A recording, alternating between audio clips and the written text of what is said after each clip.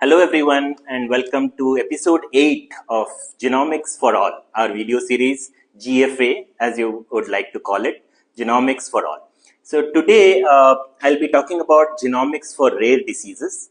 Now before we get deep into the nuances of rare disease and genomics for rare diseases, what is a rare disease?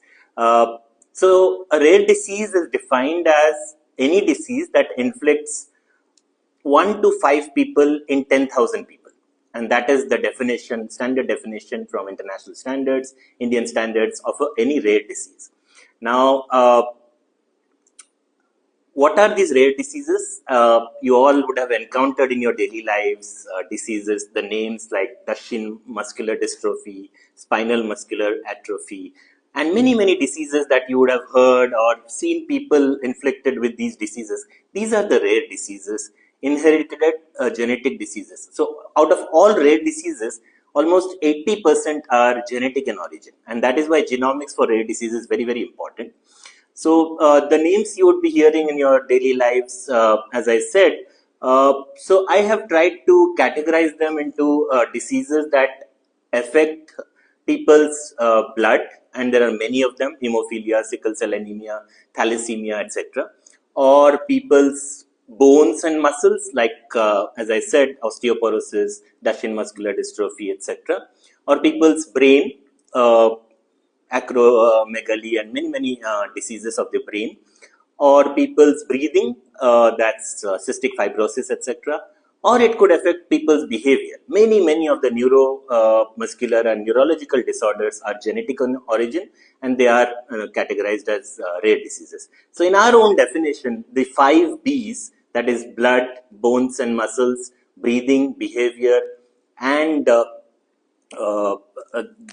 brain, constitute your 5 B's of rare diseases, as we would like to call at MyBiome Therapeutics. So we all like to talk numbers, and in genomics for rare diseases, for example, there are 11,000 rare diseases inflicting humans.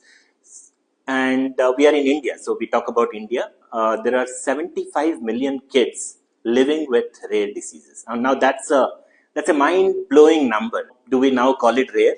My personal opinion is no. These are not rare diseases anymore if 75 million kids in a country are residing with rare diseases. 80% of these diseases, as I said, are genetic in origin, and that is the whole reason that we have to talk about genomics and genetics for rare diseases. And that brings me to my own journey of genetics, studying genetics in my undergrad, wherein the first topic that was taught to us in the genetics class was that this is the root cause of any inherited disease. Genetics is the root cause. And from those days to now, where advanced NGS technologies that MyBiome uses, like Illumina, Oxford Nanopore, etc., the theme is the same, that the root cause is genetics for rare diseases and inherited diseases, to be particular.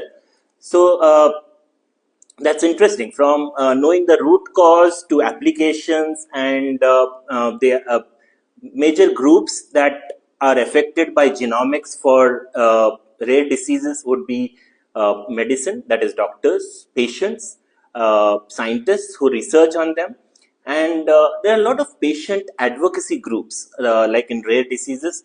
Parents of children affected with rare diseases make these groups. Today we have social media, and these groups are very vocal about the effect of rare diseases on human population, country's economy, and more. So that patient advocacy has becoming very important, and these are the people who go and talk to the government and tell researchers that more and more science is required for developing not just diagnostics but drugs. And what are these drugs? These drugs, as you would have heard, are called orphan drugs. Drugs that treat rare diseases are called orphan drugs. More and more research into orphan drugs is important, because gene therapy, for example, it's a $3 million therapy for genetic diseases. Now, how many people can afford it? Probably less than 1% of the population. So that's sad. Like, that's unfortunate that there are therapies for genomics, therapies for rare diseases, but very, very unaffordable. Now, more and more science is required. So, medicine, the doctors, the scientist groups, and the patient advocacy groups all have to come together to develop drugs and diagnostics for rare diseases. And what we do at MyBiome Therapeutics, for example, whole genome sequencing, exome sequencing, these are all technologies that we do and apply genomics for rare diseases. There's a lot to talk about on this subject, and in the coming episodes, we'll be talking specifically on some rare diseases like Duchenne muscular dystrophy or spinal muscular atrophy, for example, lysosomal storage disorders, or cystic fibrosis, for example. We work on all these rare diseases in our company, and see you soon in the coming episodes. And thank you very much for supporting our cause of genomics for all.